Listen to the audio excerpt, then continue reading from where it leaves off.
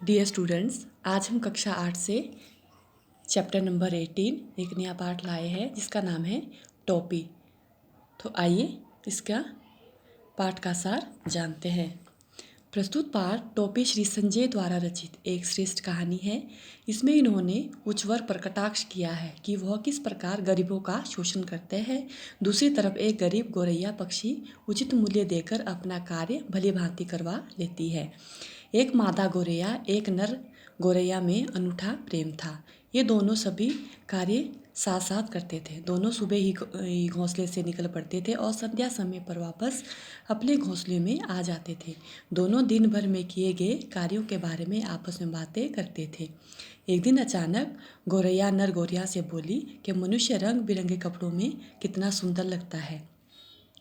नर गोरैया झट से बोला, वह कुछ नहीं अच्छा लगता। कपड़े पहनने से सुंदरता के स्थान पर बनावटीपन आ जाता है। गोरैया बोली, लगता है आज लट जीरा चुग गए हो, तुम्हारी बुद्धि भ्रष्ट हो गई है।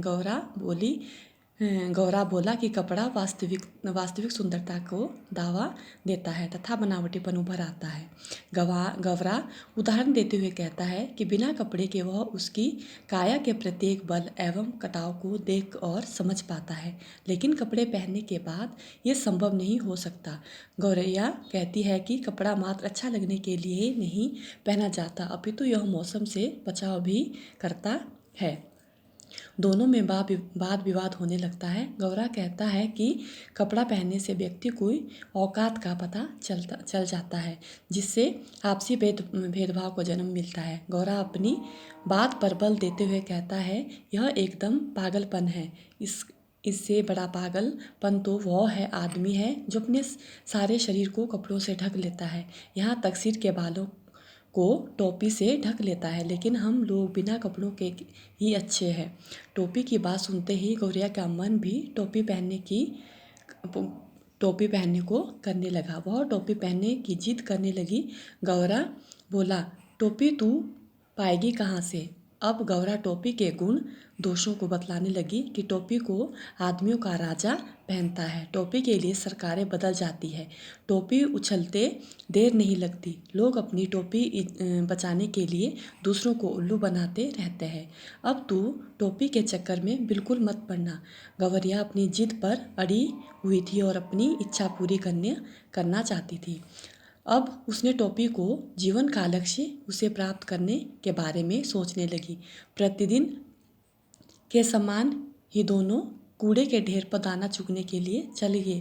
दाना चुगते चुगते अचानक गौरैया को कपास का फाहा मिला। इसे प्राप्त गौरैया खुशी से नाचने लगी और जोर से चिल्लाने लगी कि मिल गया, उसे मिल गया। तब गौरा ने चीख कर पूछा, अरे तुझे क्या मिल गया? गौरैया बोली, मिल गया, टोपी का जुगाड़ मिल गया। गौरा बोला, तेरे समान ही एक बावला था जिसे एक दिन रास्ते चाबुक पड़ा हुआ मिला। चाबुक से मिलते ही बावरा जोर से चीखने लगा। सारी उम्र वह बावला ये तीनों शब्द बड़बड़ाता रहा। गौरैया को समझाते हुए बोला, एक रुई के फाहे से लेकर टोपी तक का सफ़र तुझे कुछ अता पता है? गौरैया रुई के फाहे को लेकर एक रुई धुनने वाले के पास गई और प्यार भरी आवाज़ में उसे रुई धुनने को कहा। धुनिया बूढ़ा एवं गरीब था। वह गौरैया पर चिल्लाते हुए उसे भगाने लगा। उसने कहा, वह अभी राजा जी के लिए रजाई बना रहा है, उसके पास मुफ्त के काम के लिए समय नहीं है।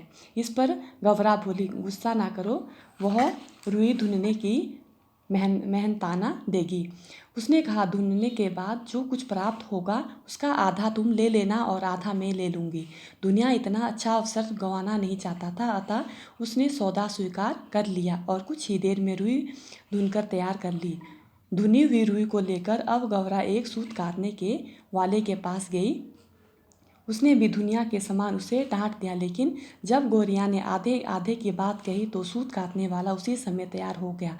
गौरी की शारीरिक संरचना खराब थी, कमर झुकी हुई थी और शरीर पर फटा पुराना कपड़ा था। अपनी गरीबी और उचित मजदूरी का आश्वासन पाकर वह तुरंत काम करने को तैयार हो गया। झट से उसकी चरखी चलने लगी और कुछ ही समय में उसने काफ़ी पतला एवं सूत काट दिया। सूत बन जाने के बाद गवरिया दोनों एक बुनकर के पास गए और बोले, बुनकर भैया इस कते सूत से कपड़ा बना दो। बुनकर दोनों को भगाते हुए कहने लगा, चलो हटो, उसे अभी राजा जी के लिए बागा बनाना है। कुछ ही समय राजा के सेवक आते ही होंगे, इतना कहकर वह अपने काम में लग गया। कुछ क्षणों के बाद गौरिया ने पुनः अपने साहस को बटोरकर कहा, हम सेंत मेत का काम नहीं करवाते, इसे बुन दे और आधा तू ले ले, आधा हम ले लेंगे। बुनकर ने उसी समय गौरिया की बात मान ली। तभी उसका करघा चलने लगा, ढरकी ढुलकने लगी। कुछ ही समय में बुनकर ने बड़ा ही सुंदर कपड़ा बुनकर तैयार कर दिया। बुनकर ने अपने हिस्से का आधा कपड़ा लेकर शेष गवरिया को दे दिया। अब गवरिया कपड़े को लेकर दर्जी के पास आ गई और उससे कहने लगी, दर्जी भैया इससे टोपी सिल दो। दर्जी बड़ी ही रोषपूर्ण वाणी में बोला, खिसकती हो कि नहीं, यहाँ से देखते नहीं राजा जी की 7वीं रानी ने 9 बेटियों के बाद 10वां बेटा पैदा हुआ है।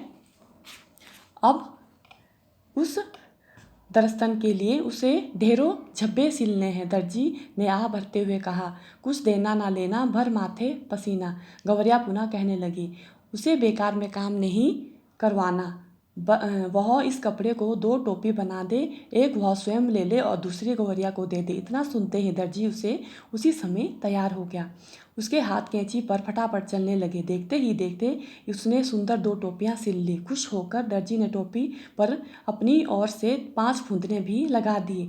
टोपी पहनकर गौरिया के पैर अब धरती पर नहीं रुक रहे थे, वह फुदक रही थी। देखो मेरी टोपी सबसे निराली 5 फुंदने वाले। गौरिया को टोपी पहन दे गौरा को कहना ही पड़ा, वाकई तू तो रानी लग रही है। गौरिया कहने लगी, रानी नहीं राजा कहो, मेरे राजा। अब कौन राजा मेरा मुकाबला करेगा। टोपी ने गौरिया में एक नवीन जोश और उल्लास भर दिया था। इस उल्लास में वह उठते उठते राजा के कंगूर पर आ बैठी।